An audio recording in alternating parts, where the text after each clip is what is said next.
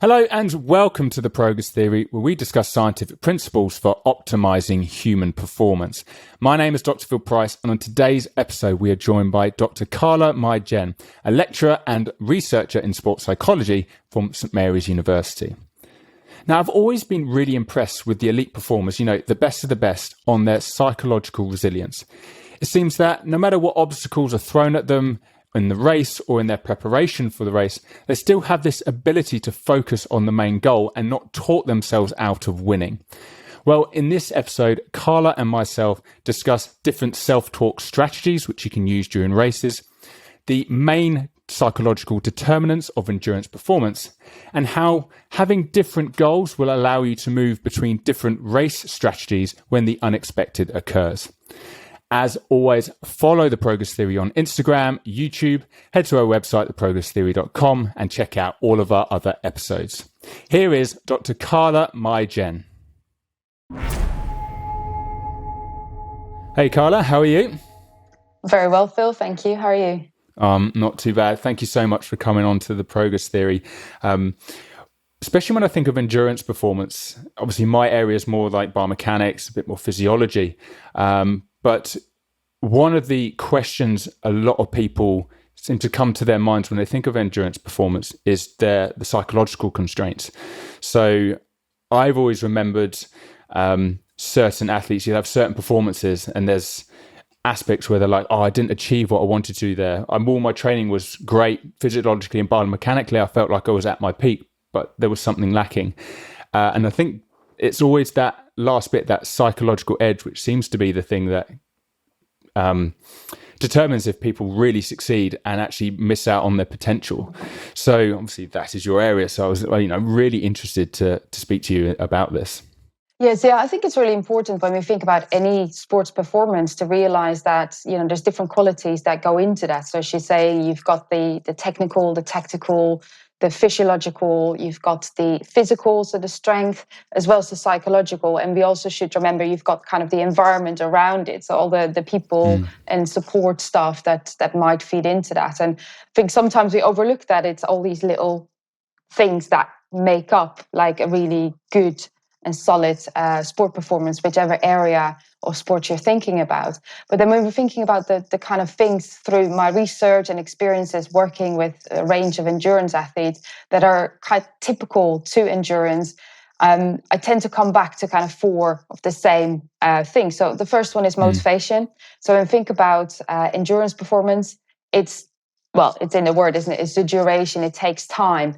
And so, you can't cheat on your training. You can be clever in your training, but you need to put in, the miles, the hours, and so on. So what you find is that sometimes it might get a bit boring or you might kind of lose that motivation. So it's kind of going back to the quality of the motivation, really understanding why you're doing what you're doing. You don't kind of get into that boredom phase that much because you have a good sound reason for doing what you're doing.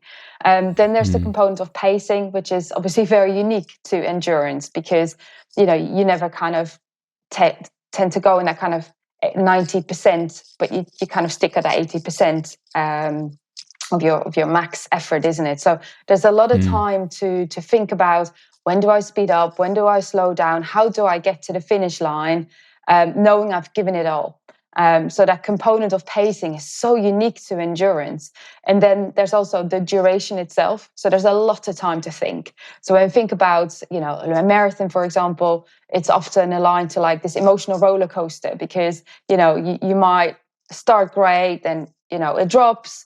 You think, what am I doing here? You're going back up.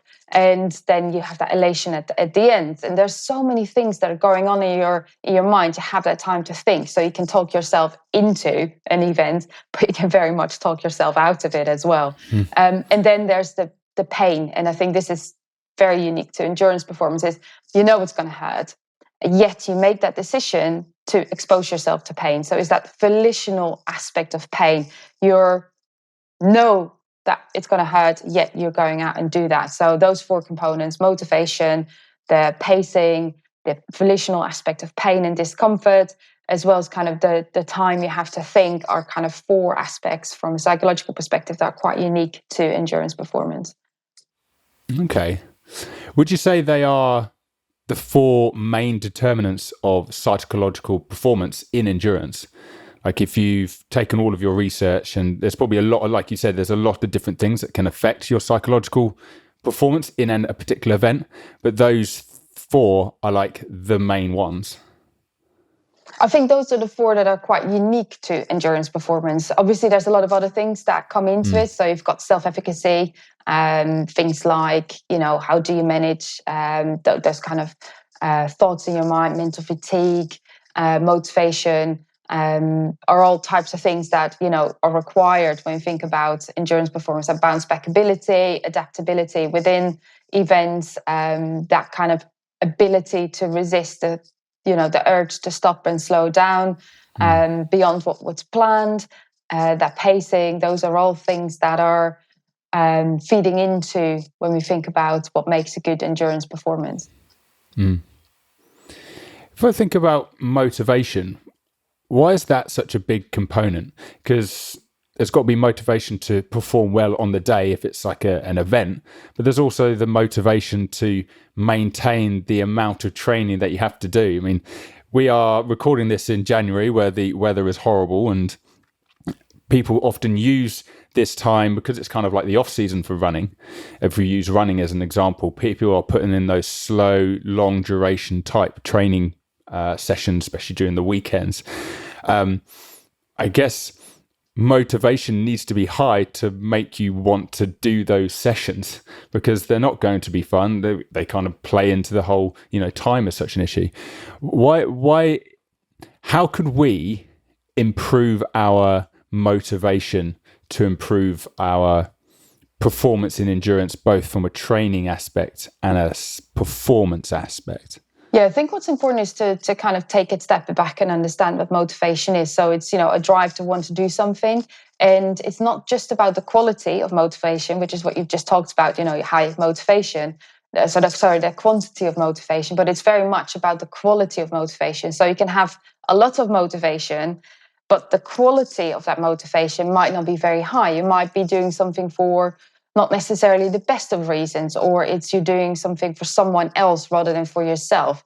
So when we're talking about the quality of motivation, it's quality. It's kind of motivation that comes from you. It's autonomous motivation, we call that, rather than controlled motivation. So you're not driven by things like, well, if I don't do this, I feel guilty, which is actually quite a controlled type of motivation and not particularly helpful, because you're not necessarily doing it because of enjoyment. So what we really want to work towards is having, of course, high levels of motivation, but high levels of good quality motivation where you understand your reasons for doing something, and that those reasons for doing something come from you and not from, doing it for external reasons, doing it because you want to compare yourself to others on Strava. Like it's supposed to be an easy run, but because one of your mates on Strava did this particular split time, you then suddenly forget that you were going to do this easy run. You kind of want to show that you are at the same standard as that person. Obviously, that's very controlled and not necessarily high levels of kind of motivation. So it's taking that step back, reflecting on what are your reasons for doing something. And, if you are, let's say, training for, London Marathon, I think it might be back in April this year. Not quite sure when the timings are for the coming year. But you might be training for that, and you might be training for a particular time, but also very process oriented in terms of, gaining strength, understanding your pacing better. Then obviously it makes it much easier to then stick to those training sessions because you understand your reason for doing that, and that's something that you control rather than other people. Yeah, there's definitely a few motivational factors that I think a lot of people can resonate with, especially the guilt one. Oh, I've got to do this because if I don't, I will feel guilty. And I hate that feeling of guilt. Like I really don't want that, so I will do that. And especially with social media, the whole, what is it? Comparison is the thief of joy. Oh, I'm just going to do this because, or I do this at a certain level because I don't want this person looking like they're better than me or anything like that. There does seem to be like you described, quality motivation. And I'd say if I use my own endurance performance as an example, my quality of motivation can be good at times, but it can really slip back into that bad quality. What kind of tips would you recommend, say for me, who, I keep slipping back into that bad quality type motivation. I'll get the training done, but it's not necessarily that helpful. How can I maintain my high level of motivational quality? I think what's quite helpful is to set a goal for each training session. So think about what you're trying to achieve at a training session. So perhaps the training session is focused on foot positioning. When it's a bit slippery outside, you might kind of change your footing. And it might be that you're actually focusing on that. So you're starting to become very process oriented, and that kind of takes your thoughts away from these comparisons to others. So have a very clear goal in mind for those different sessions, and that makes it so much more enjoyable rather than just slugging it out because you just want to tick that box. So that might be something that you can have conversations with people around you. For some people, it's just running with someone else to get them out of that drag. Might be something that's quite enjoyable. Others hate running with others. So it depends on what works best for you. So it's really helpful to think back. Okay, what do I want to achieve? How am I going to achieve that? And what do you think I can enjoy and take away from this session? So if it's a boring session, surely there must be some reason for you to do it that can make it enjoyable. So it might be that if it's one of those very long, slow runs, perhaps find an environment where it's enjoyable to be in that environment. Perhaps what you can do is, if you know that some of your mental aspects are needing a little bit of work, you can practice some mental techniques throughout. So when you think about those different qualities, what makes a good sports performance, like the tactical, technical, physical, physiological, psychological aspects, see if you can set a goal for those and use those for those runs that you might, or long cycle rides, long swims, that you might struggle with a bit. Now that makes a lot of sense. Is that something that will work for you? I think it would, and probably something I need to be better at doing. So, for example, if I'm working as a coach, I'm quite often making sure that each part of a session or a whole session has a particular aim, and that aim sometimes might be based upon objective data. It might be a certain pace they have to hit or a certain weight they have to lift. But it doesn't always have to be that. It could be how it felt. It could be, like you said, a certain cue, focus on this. And then all of a sudden they're distracted. People often so focused on, sometimes, this is a really good idea to have data to provide the goals of the session. But sometimes it might be better just to focus on other subjective measures. And that also shows progression. And that kind of adds up. Maybe we should be using more of those, and that leads into developing better motivational quality like you've described. Definitely. I mean, you think about, you talked about guilt, and like some of these emotional states aren't always that helpful, right? Where you feel frustrated because maybe you feel really tired, you had a bad night of sleep, and it's just, you go out into that session with such a, unhelpful mindset. You already think this is just a tick box exercise. What am I going to get out of this? I'm not going to enjoy it. And I'm sure there's quite a few listeners that will have experienced that. So it's about how can you then shift that and set a goal perhaps that you're going to practice getting yourself into a different mindset. So how can you then change that negativity or those negative emotions to, hey, maybe I'm going to try find some excitement in this session, in this training session. What can I do to get to that? So then you're training your mindset. So you're not just focusing on the physical nature of your session, but also on that. And then you can take that into events. And especially, that transition from training to events is so important, isn't it? So when you're going into an event with that negative mindset, how can you then shift that into something that's a bit more positive, like a challenge? Yeah, that does make a lot of sense. And it seems to make a lot of sense to try and improve the other aspect you described, which is pacing. To maintain a certain pace, especially if you're doing a particular event or it's a race, that pace is going to be higher, or it's going to be at competition level. So it's going to be harder to maintain that pace. And you've always got that voice in the back of your head. Either it's pushing you along, or it's, I guess this goes to positive and negative self-talk, I'm guessing, or it can cause you to slow down. I can't do this. Is that quite common within endurance sports, the positive and negative self-talk, which can have such a huge effect on endurance performance. Yeah, definitely. With a group of endurance researchers in the UK, we kind of worked on a project called Resist. So kind of, how do you manage that kind of voice in your head that tells you to slow down or stop beyond what you've kind of planned in terms of your pacing.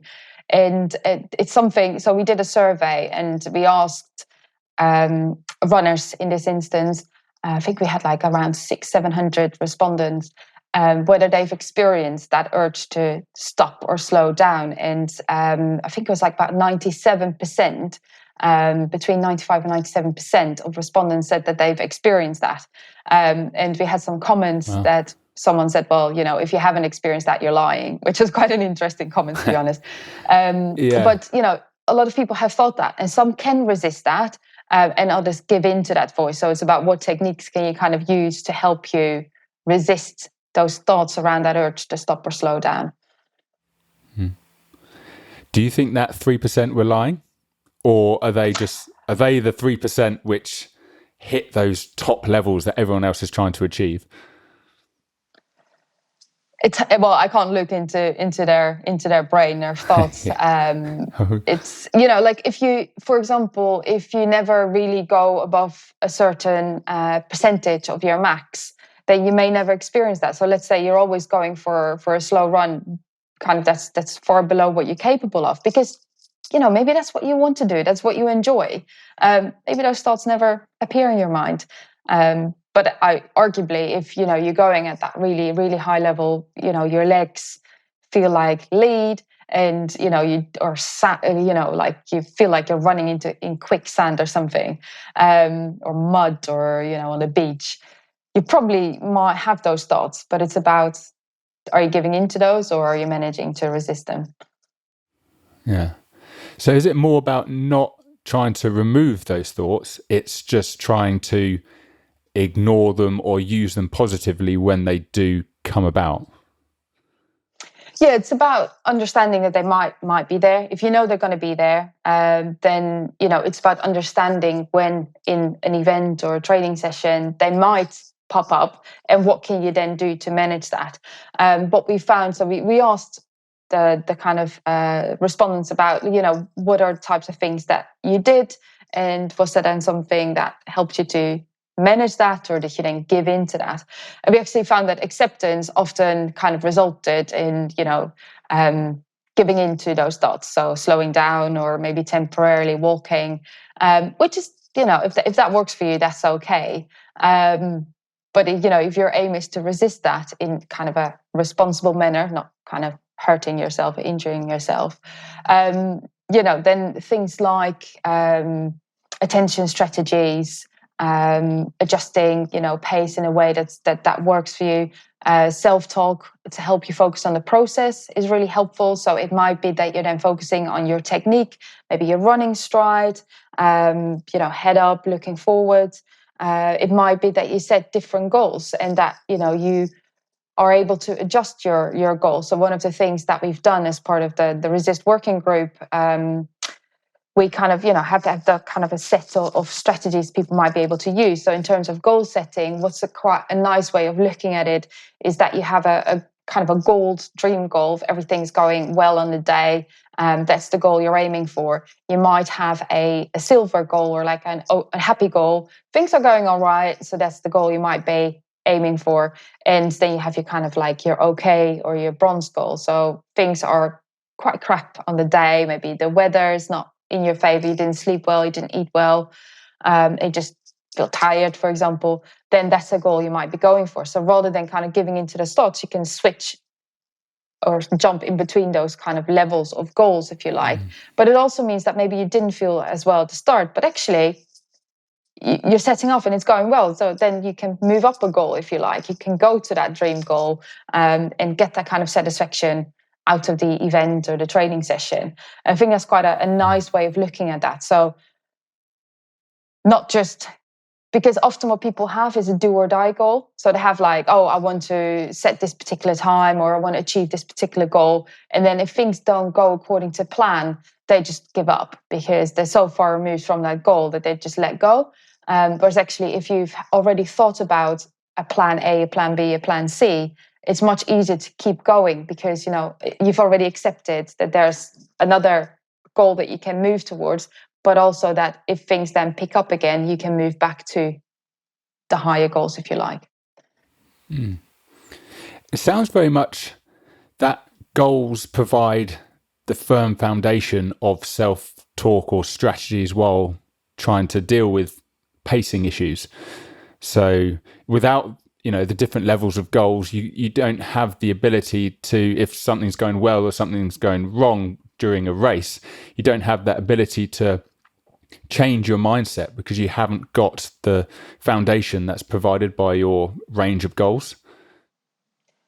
Yeah, that's one way of looking at it. I think some goal flexibility is definitely helpful. Kind of do or die goals. We've had a big discussion around this with one of the kind of members of the Resist team who said, well, that's my do or die goal, and who is kind of a very competitive runner himself. And he's like, well, I'm going to slack if I'm going to go to my, my bronze or my silver or my happy or my okay goal. He says, I'd rather quit than aiming for something else. Whereas, that then means that you're giving into those thoughts, and rather than think about, okay, well, there's actually other ways of finishing this event that maybe not the time that I was hoping for or aiming for, but there's other things that I have gotten out of this event that I can then take with me to future events. And I'm going on a bit of a sidestep there, but that's where self-regulation is really important. So there's 3 phases of kind of self-regulated learning. So that's kind of your planning phase. So your kind of forethought phase, where you kind of think about, okay, what's my confidence level, my planning, and so on. And then you're going into kind of, the action phase. So the performance phase, you're acting. And then you've got the reflection phase, which is really important, but often forgotten about, where you kind of reflect on what's happened. And that will then feed into your confidence and your self-efficacy going into subsequent events. So you're constantly learning. So kind of, if things aren't necessarily going that well in that day, you can still learn a lot from the event that feeds into future events. And I think sometimes we overlook that, and therefore we stop enjoying it, or we kind of lose that motivation because we're constantly so outcome focused that we forget about the process. And it's actually the process that we learn most from. I'm quite interested to know more about the runners that are part of this Resist program that you have. Do you have quite a large range of levels of runners? So basically, the Resist project comprises 7 different kind of researchers in the UK. So, actually, Sam is in Italy now. So we've got Noel Brick, who's in Ulster in Ireland, who's actually, so not all of us are kind of competitive runners, but he's a pretty decent runner. David Marchand, Edge Hill, Alison McCormick at Plymouth Margin, Samuel Makora at Bologna, Dominic Micklewright, who's at Essex, and then there's Andy Lane at Wolverhampton, who are kind of, and then myself make up the Resist group, kind of trying to bring together all these different psychological demands and techniques that can help with that. Oh, cool. Where can people find the work of the Resist group? Because it sounds like, especially what you described, the reflection, the action, and the planning, or the 3 stages, that looks something that would be very attractive to a lot of endurance performers. Where can people access this work and try it themselves? Yeah, so Alistair, myself and some other colleagues have written a paper on self-regulation in endurance performance. I can send you the link that you can put with this podcast, we'll put it in the show notes. which is published in the International Review of Sport and Exercise Psychology.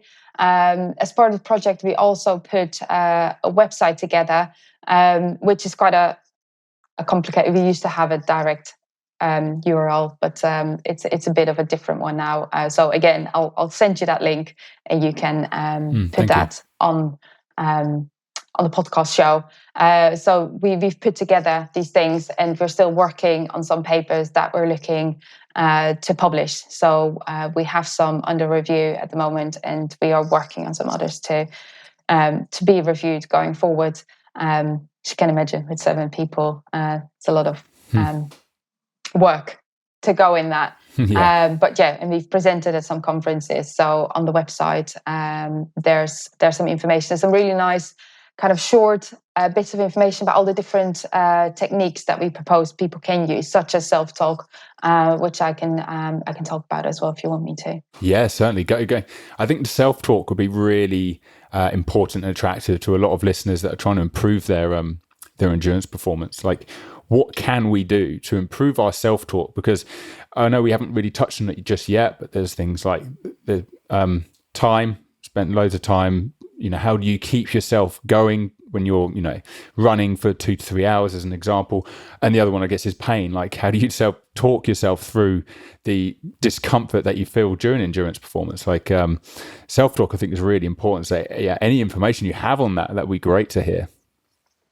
Yeah, so when we think about self-talk, there's typically, when we think about the kind of literature, so we need to distinguish between those kind of spontaneous thoughts that go through our mind, that constant chatter.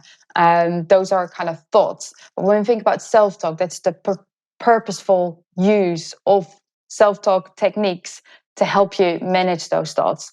And there's kind of very simplistically said, 2 types of self-talk. So we've got instructional self-talk and motivational self-talk. And although it's a bit artificial to kind of distinguish between those, and often we use them in combination, in essence, what instructional self-talk is about, it's kind of self-talk that we use to, for example, take us to the process of running. So maybe you're talking yourself through the kind of techniques that you're using, keep your head up, straight posture, maybe you're breathing. So it's very much instructional, or maybe particular pacing strategy. So those are the types of kind of things that you might be saying to yourself. And then you also have motivational self-talk. So that's, maybe you're feeling a little bit tired and you need that cheering up and you're telling yourself, come on, I can do this, types of things. So that's what kind of motivational self-talk is about. So what Alistair has worked on together with Antonis Hatzigadjadis is we call an impact approach. So impact stands for identify what you want to achieve, match your self-talk to your needs, practice different cues with consistency, ascertain which cues work best for you, create specific self-talk plans, and then train those self-talk plans to perfection. So we talked about goals already. So that's kind of the first step, is to identify the goal. What is it, what you want to achieve? So perhaps your goal is to run your own race and to not get carried away at the start. It's so easy at the start of an event to completely forget about your pacing plan and just go, which is not always that helpful. So maybe, your goal is to run your own race. And that might be then the first step. And then it's to match your self-talk to your needs. So find out which kind of self-talk statements are useful to help you to stick to your pacing plan. And then you want to practice those self-talk statements. So use those in those, different training sessions that you're going out to. And that might be, an aim of that training session is to practice that self-talk, to reflect on it. Which one worked for you? So that's that a certain, what statements did I use? How easy was it to use that statement? How did I feel about it? Was it helpful? And then together you can then go on to creating your self-talk plan, and then finally keep training that self-talk plan that you're then happy with. So together you then get to that impact approach, if you like. No, that sounds really, really good. Do you think people or good coaches deliberately program certain running sessions which they know that the athlete is going to struggle with, in a deliberate attempt to try and get them to test these impact goals? Yeah, I think it's definitely helpful to have some challenging or kind of difficult sessions, because another strategy that we talk about regularly as part of kind of the Resist working group is what we call if-then planning, or sometimes it's called implementation intentions in the literature. And it's about preparing for eventualities or critical situations that might arise in an event, and then already have a plan in place to manage that situation. So rather than when something happens, you have to think about, oh my goodness, how am I going to deal with this? You already have an idea in place. So that kind of helps to reduce that gap that typically might exist between all our good intentions and action. So make sure that actually our good intentions of dealing with those critical incidents or critical situations, you already have that plan in place, so you can spring into action straight away. You've practiced it, so there's that kind of automatic link between that already in place. And coaches can definitely help with that by mimicking some of those difficult situations in training where, they can then practice those plans, those if-then plans. So if, like, the weather is horrific and it's headwinds that I hadn't planned for, and my pacing plan is just not working, then what I'll do, I'll scan my body, maybe figure out how much gas you've got left in the tank. Okay, now I'm going to slow down. I know that when I go around the corner, I can speed up again. So, or, scan what the weather conditions is like. So what quite often happens when we think about, outdoor events is that sometimes you just don't realize what the weather conditions are, or what the course, if you haven't studied the course, it might feel a lot harder. So I'm originally from the Netherlands, and we have a saying that's called vals plat, which means fake evenness. So you think it's a very even surface and there's no incline. So it's very flat. So fake flat, I guess, is the best way of translating it. And you just think it's very flat, and then suddenly it feels a little bit hard. And you don't realize there's actually a little incline, because you're so focused on maybe internally that you forget to take into your surroundings. So it's really good to draw on different ways of focusing your attention to think about, okay, now I can speed up, now I can slow down. So that's something you can build into an if-then plan as well. Like, if this feels really hard, okay, I'm going to take a step back and think about, scan internally how my body feels, but also scan the external environment. Actually, I hadn't realized it was a lot, more humid or a lot windier or a lot more inclined than I expected. So of course I'm feeling a little bit tired. I now need to adjust my pacing plan, and then I can readjust later on. Do you think this quality is one of the key factors which makes the very elite the very elite? Because if I think of, I can apply this to a number of sports. They always have those athletes or those runners that were kind of maybe athletes. They were always really good, but when something happened, they just didn't quite achieve their full potential. And then you have these really elite people that win all the time. And no matter what happens during the race or during the event, they still find a way to get through. Do you think that ability to deal with any adverse situations that happen during an event just happen, whether they've practiced the strategy of dealing with it or they just have this ability just to ignore the bad things and just keep pushing through? Do you think that is one of the key things that can make the very elite? And that's also something that the sub-elite should be striving for? Because I assume, this is very much an assumption, but I hear a lot of athletes from a number of sports saying, oh, they're very good, but I've been working with a sports psychologist. And then all of a sudden they just level up. And I'm wondering, is this one of the key factors which helps that level up? It's dealing with the adverse things that happen with sport, because sport is chaotic. Yeah, definitely. When we think about kind of focus, it's really important to be in the moment and focusing on your task. So that's one of the kind of key components of sports, right? Being able to very task-oriented, focus on the task, and just be very process-oriented in the moment and just do it. Nike had a nice slogan there that actually works really well, to just do it one. But what differentiates those who are good from the very, very good one is that ability to refocus. It's not realistic to think that you can focus 100% of the time on the right thing, but it's about recognizing and developing that awareness to understand when you lose that focus, to then get back into that moment, into the here and now, focusing on the task at hand. So that kind of, sometimes some sports psychologists call it bounce back ability, or kind of just that ability to refocus is super important, and to understand. And that's where that self-regulation comes back into as well, that reflection to understand, okay, well, this is where I lost focus.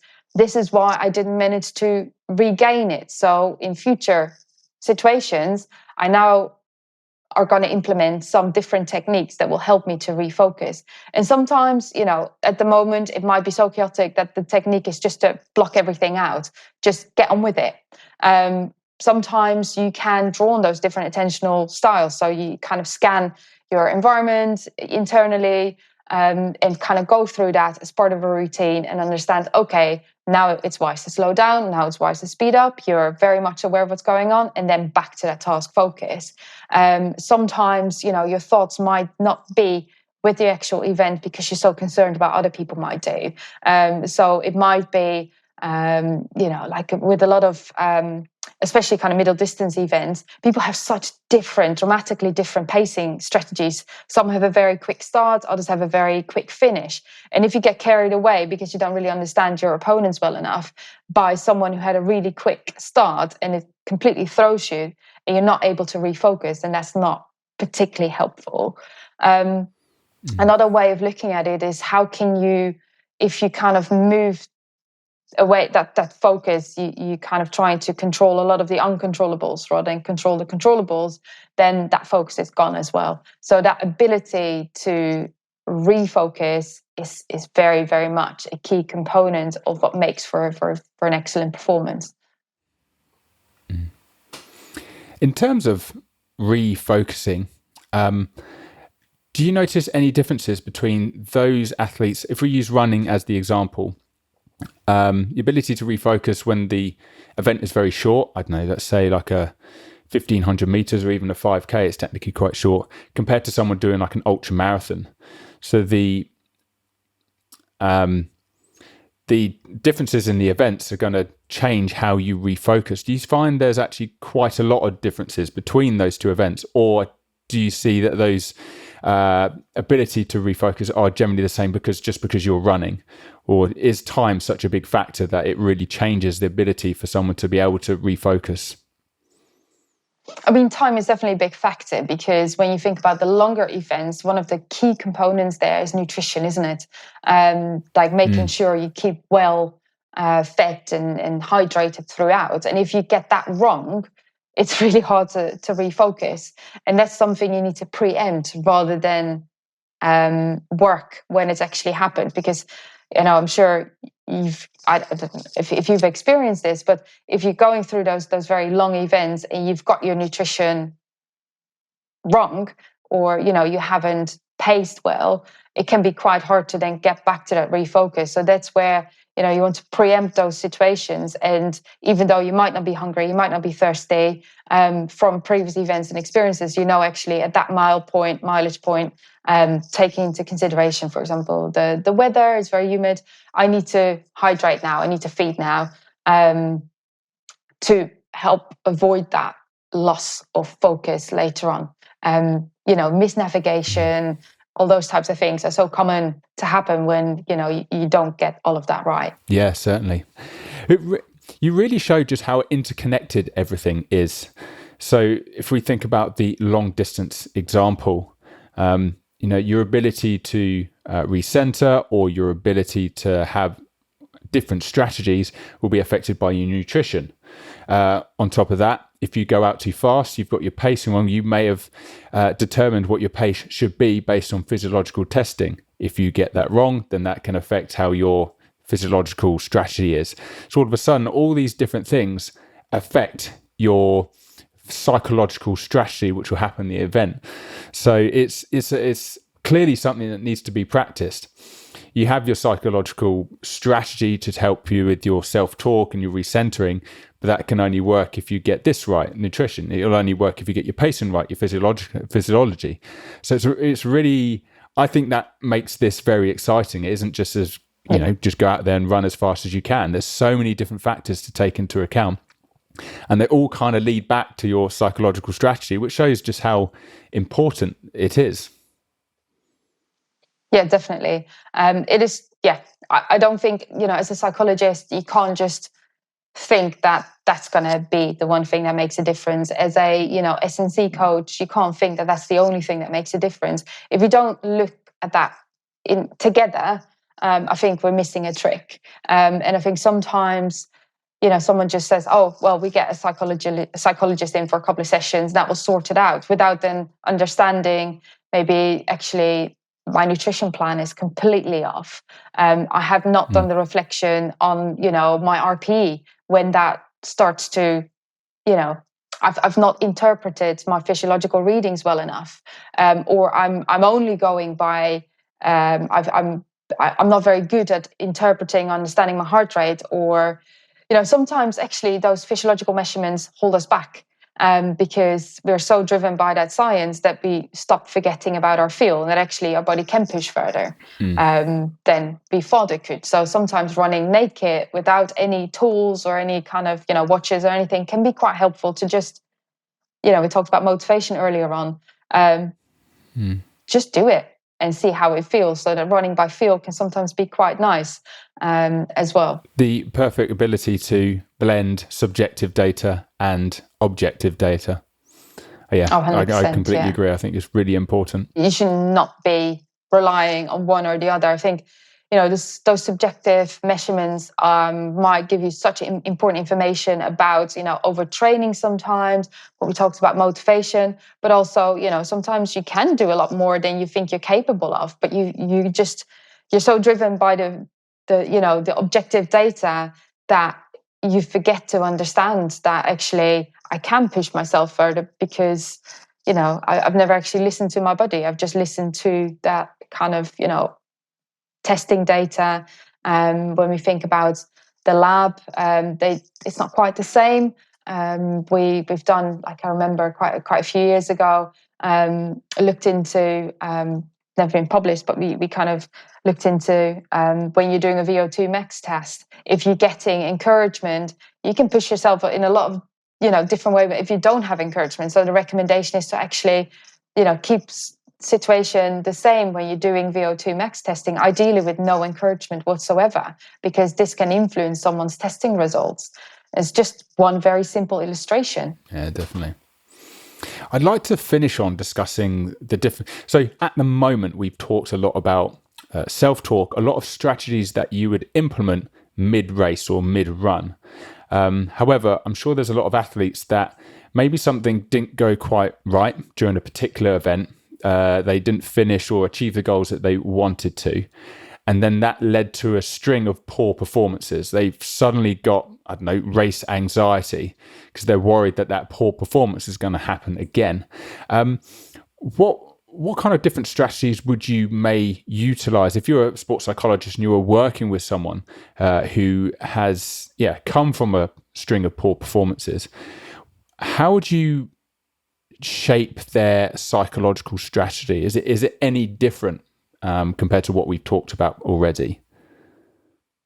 Yeah, I think it can be quite a complicated story, isn't it? It's about kind of understanding where that anxiety comes from, what feeds into that anxiety. We talked a little bit about self-regulation already. Have they engaged in that reflection, or do they understand what's going on? And perhaps what we can look at is what we call challenge and threat states. So some of my research that I've done, still working on as well, looks into challenge and threat states in athletes. So it's very simplistically said, a challenge state is kind of a positive approach to competition, whereas a threat state is more of a negative approach to competition, where you feel that you do not have enough resources to deal with the demands of a situation. And anxiety can definitely feed into that. So when we think about those resources required to get yourself into a challenge state, what we identified in terms of kind of cognitive psychological resources are self-efficacy, so our self-belief, an approach orientation, so hitting that situation head on rather than trying to avoid and run away from it, but also perceived control. So control the controllables and don't focus on those things that you cannot control. So going back to your situation, it's about understanding why they feel that way, and can you then move them, and they seem to then perhaps have more of a threat state, so threat approach to that. So how can you then move that into a challenge state? And a nice thing when we think about challenge and threat states is that they're states, not traits. So there's something that you can change. So it's about how can you then change that balance from, when we think about a demand weighs quite heavy and they don't feel they have the right amount of resources, how can we shift that? So actually the balance goes that the resources are heavier than the demands and move towards a challenge state. So those are things that, are quite a nice visual way of explaining to athletes that, okay, what can we do to make those resources, build on those resources so you can actually manage those demands. So if you feel the demands are really heavy, what can we do to up those resources? What can we do to up that self-efficacy? What can we do to up that controllability? So make sure that you focus on the controllables rather than the uncontrollables. Because quite often what happens when we think about anxiety, it's our focusing on the uncontrollables that can feed into the anxiety. For example, one of your opponents has a really good stretch of performances. You're not living up to what they're doing, and that can feed into the anxiety, so that those comparisons. And it's also having that approach orientation, so you want to be there and hit that kind of race head on, if you like, rather than trying to just want to stick your head in the sand type of approach. So that's quite a nice way of looking at that. And then at the same time, when we think about the challenge state, it's, yes, you might experience some negative emotions, typically experience more positive emotions, but when you have those negative emotions like anxiety, you understand that they are there to serve a function. So yes, I feel anxiety, but what that actually shows is that I'm ready for this competition. I care about it. I've done the preparation. I'm ready to go. That must be quite comforting knowing that. I like the idea of like challenge state, threat state, and it sounds like it's very much on a continuum, and you may move back and forth on this continuum, but if you move slightly towards a threat state because things haven't been going your way, that doesn't really matter, because you can do the work and you can find the right approach to then move you back towards the challenge state. It isn't just like you are one or the other. You just might move a little bit on that dial. But here are some strategies where you can try and make sure that you stay, or make sure that dial is pointing most of the time towards that challenge state. Yeah, I think it just gives you a lot more, ownership over that process, isn't it? Like, it's so easy sometimes for us, as an athlete to then just like, oh, well, this was all crap, and what am I doing here type thing. But actually to understand that it's a state, and a state is something that's changeable, and you can take that in your own hands through, maybe what it needs is some of your training sessions need adjustment. Maybe they've been too tough, maybe they've been too easy, maybe like lots of things. It's that holistic perspective again, that interdisciplinarity, isn't it? Like, what's going on, what can we do? And in terms of then challenge and threat states, what can I do psychologically to get myself towards a challenge state, through working on my self-efficacy, through working on my perceived control, what's within my control, what's outside.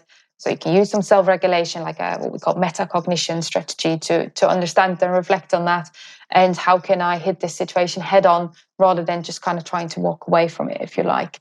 So not having that avoidance orientation, like, I don't want to be there, or I'm afraid of losing, or those types of things. But actually, no, I'm here, I'm going to go do it, are types of things that can be quite helpful when we think about tipping the balance in the favor of a challenge state. This is absolutely amazing, Carla.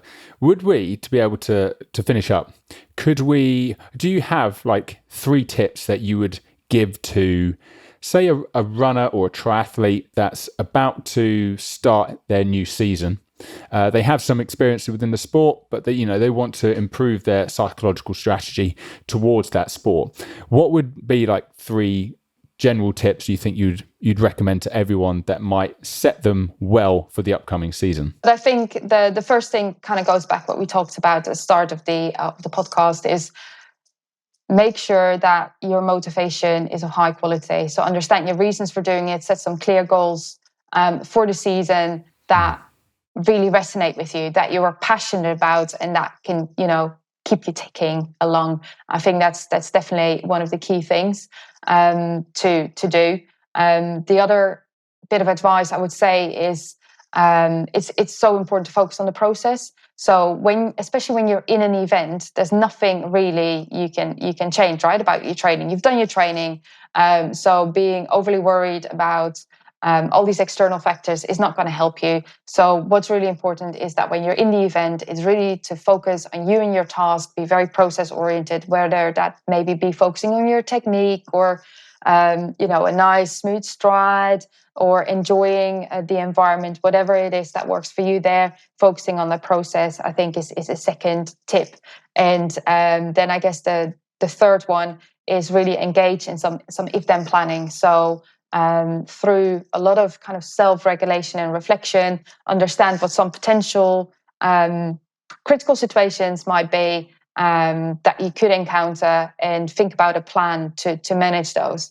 And I would like to add to that, it doesn't always have to be negative. So sometimes, the example I gave earlier on, we're maybe very much driven about a certain pacing strategy, about running to watch. But actually, when you feel good, that might be that actually the plan is then to adjust upwards and actually doing well. So I think we should also take that positive approach and don't dwell too much on just our mistakes, which I think we sometimes tend to do as human beings, but actually reflect on those positive experiences and use that as fuel to build into your if-then plans, where you reflect on a situation where things were tough, but you managed to overcome that. So you've got that tool in your toolbox to build into an if-then plan. So if you feel tired, I know from the past that this particular self-talk statement has worked. That's the one I'm going to use. So if I feel tired, I tell myself, I've done this before, I'm strong, I'll keep going. They are absolutely perfect. And they are 3 tips that I'm definitely going to be using for any event that I do 2022. We have just moved into 2022. So any event that I'll be doing, yes. A bit of a mix, but definitely with my triathlons or any long distance event that I'm going to, I'll be setting that up in the next few months to make sure that I'm ready for my events anyway. So thank you so much, Carla. That's made it very clear of how we can improve our mindset for endurance performance. Where can people get in contact with you if they want to learn a little bit more? You already described the project that you mentioned earlier, and we'll definitely put that in the show notes, but are you on social media? Is there any way that people can contact you if they have any questions or anything like that? Yeah, for sure. So I'm on Twitter. Carla Meijen is my Twitter handle. I'm working on a website, but that might be a month or 2 before that's out. So depending on when you publish this podcast, it might be ready. It might not be ready. A month or 2, so we'll try and time it. Yes. So then it would be carlameijen.com. Hopefully, fingers crossed. So we'll be working on that, but it's not quite there yet. So I would say best way of contacting me is on my Twitter. Carla Meijen, and follow me on there. That's amazing. Thank you so much, Carla.